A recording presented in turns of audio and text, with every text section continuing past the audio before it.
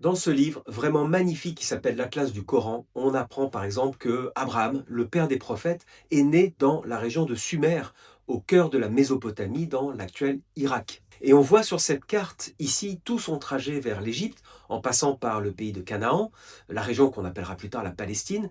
Et le livre explique très bien que dans la tradition coranique, il est ensuite invité par Dieu à construire ou reconstruire la Kaaba à la Mecque avec son fils Ismaël. C'est l'édifice le plus sacré de l'islam. On voit aussi dans ce livre une photo du tombeau d'Abraham. L'auteur explique très bien les événements historiques et géographiques des grands prophètes. Et vous avez aussi, pour chaque grand personnage du Coran, les sourates et les versets qui évoquent ce personnage en question.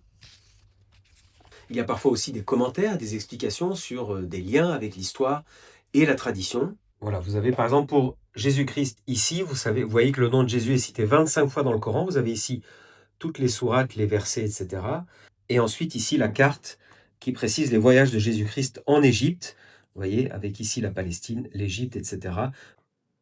Alors bien sûr ici une partie sur le prophète, les apparitions évidemment dans le Coran. Vous avez aussi la filiation du prophète Mohammed, ici, une espèce d'arbre généalogique, avec ici la descendance, les mariages, etc.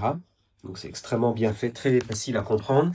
Et l'ensemble, ici la carte avec les voyages du prophète ici, qui sont bien expliqués. Voilà, vous avez une page sur l'émigration donc, du prophète de la Mecque à Yatrib, donc c'est à Médine, c'est donc l'Hégire, avec ici la carte, et après ensuite vous avez la mosquée de Kouba, de la Piété. Vous avez ici des très belles photos qui expliquent. Ici l'expédition de la grande bataille de Badr, avec toujours des cartes extrêmement bien expliquées. Vous voyez, ça c'est la grande bataille de Badr en l'an 2 de l'Hégire, avec une explication. Voilà, aussi vous avez la prise de la Mecque en l'an 8 de l'Hégire.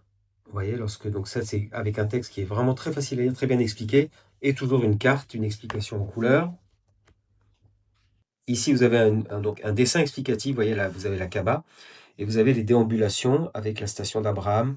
Tout est bien expliqué ici avec un dessin extrêmement clair, tout en couleur, avec aussi des photos.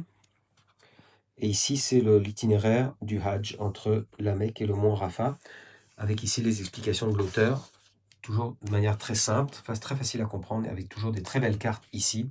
Ce livre est une approche très agréable, très visuelle pour lire et pour comprendre le Coran. La qualité de l'ouvrage est vraiment sublime. La tranche est dorée, la couverture est épaisse et entièrement vernie. C'est vraiment très agréable à tenir en main. Vous avez plus de 200 pages avec plein de cartes en couleur. Et pour ça, vous cliquez sur le caddie orange qui est ici. Je vous l'indique par la flèche. Ce livre est vraiment un livre absolument essentiel à avoir dans sa bibliothèque pour tout comprendre, pour tout connaître du Coran et pour avoir un accès plus facile vers ce texte sacré avec un ouvrage, je vous le dis, vraiment magnifique, vous voyez, absolument sublime que vous trouverez ici sur le caddie orange. Pour plus d'infos,